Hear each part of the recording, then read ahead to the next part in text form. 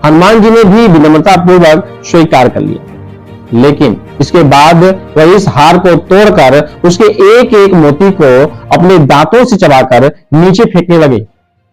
इससे लक्ष्मण और भीषण और दरबार में उपस्थित बाकी के लोग काफी हैरान हो गए।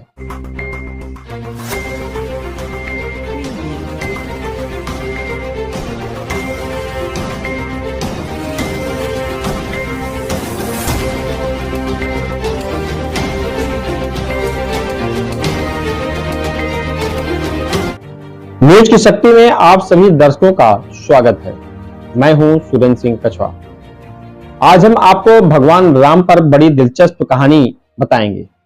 भगवान श्री राम के बारे में आपको बताएंगे कि भगवान राम के अयोध्या लौटने पर ऐसा क्या हुआ था कि हनुमान जी को अपना सीना चीरकर यह दिखाना पड़ा कि उनके हृदय में भगवान राम और सीता बसे हुए। आपने भगवान हनुमान की तस्वीर अक्सर देखी होगी, कैलेंडर पर भी देखी होगी और धार्मिक पुस्तकों पर भी देखी होगी, जिसमें उन्होंने सीना चीरकर दिखाते हैं कि उनके सीने में, उनके हृदय में राम और सीता बसते हैं। लेकिन आपको यह नहीं पता होगा कि इसके पीछे का प्रसंग क्या है और भगवान को ऐसा क्यों करना पड़ा, क्यों उन्हें यह साबित करना पड़ा कि उनके हृदय में राम और सीता रहते हैं। तो इसकी बड़ी दिलचस्प कहानी है, इसलिए आप इस वीडियो को अंत तक जरूर देखिए। वनवास से अयोध्या लौटने के बाद जब भगवान राम और सीता द्वारा दरबार में उपस्थित सभी लोगों को उपहार दिए जा रहे थे, पुरस्कार दिए जा रहे थे, तभी भीषण ने भी रत्नों से जड़ा एक बड़ा खूबसूरत हार सीता जी को भेंट स्वरूप दिया। और यह वही हार था जो समुद्र से रावण को भेंट के रूप में मिला था। यानी यह रावण का हार था जो रावण को भेंट में मिला था। इसलिए उन्हें इस बेशकीमती और खूबसूरत हार को स्वीकार कर तो लिया, लेकिन उनकी बहुत इच्छा नहीं थी। इस दौरान भगवान राम सीता की मन की बात जान गए। वह समझ गए कि सीता के मन में क्या है। भगवान राम ने सीता से कहा कि वह दरबार में उपस्थित लोगों में से जिस किसी को इस हार के सबसे ज्यादा योग्य मानती हैं, उसे वह हार भेंट के स्वरूप में दे सकती हैं। उसके बाद माता सीता ने हनुमान जी की तरफ देखा और हनुमान जी को रत्नों से जड़ा यह हार उन्होंने उपहार में दे दिया। हनुमान जी ने भी विनम्रता पूर्वक स्वीकार कर लिया, लेकिन इसके बाद वह इस हार को तोड़कर उसके एक एक मोती को अपने दांतों से चबाकर नीचे फेंकने लगे। इससे लक्ष्मण और भीषण और दरबार में उपस्थित बाकी के लोग काफी हैरान हो गए और उन्होंने यह लगा कि शायद हनुमान जी ऐसे करके भगवान राम और सीता का अपमान कर रहे हैं, क्योंकि जो हार उन्हें उपहार में मिला है, जब हनुमान जी से इसके बारे में पूछा गया तो उन्होंने कहा कि वह तो सिर्फ इसलिए इन मोतियों को तोड़कर देख रहे हैं क्योंकि वह यह देखना चाहते हैं कि क्या इन मोतियों में भगवान राम और सीता बसे हुए हैं।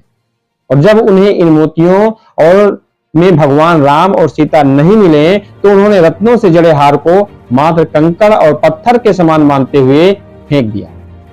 हालांकि दरबार में उपस्थित भीषण और लक्ष्मण समेत कई प्रांतीय राजाओं को यह बात अच्छी नहीं लगी और उन्होंने हनुमान जी से पूछा कि उनके शरीर पर भी तो कहीं भगवान और सीता नहीं है, फिर उन्होंने अपने शरीर को क्यों धारण किया है, अपने शरीर को भी त्याग दे।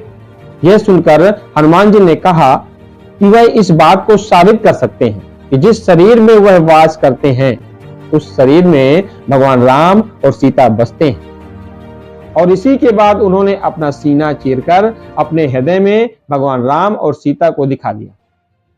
और इस दृश्य को देखने के बाद भगवान राम ने खुद कहा कि उनके पास हनुमान जी को देने के लिए कोई योग्य उपहार नहीं है, इसलिए वह स्वयं को ही भेंट के रूप में हनुमान जी को दे रहे हैं।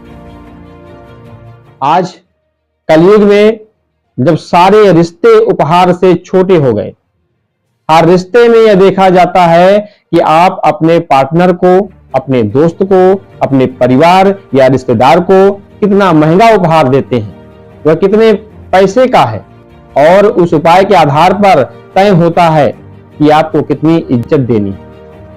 भगवान राम और हनुमान जी के रिश्ते से ही प्रेरणा ले सकते हैं कि असली प्रेम महंगे गिफ्ट देने से साबित नहीं होता। इसलिए प्रेम सच्ची निष्ठा और ईमानदारी से पैदा होता है और यह प्रेम फिर सदैव के लिए जीवंत रहता है। यह प्रेम किसी हीरे पर आश्रित नहीं होता।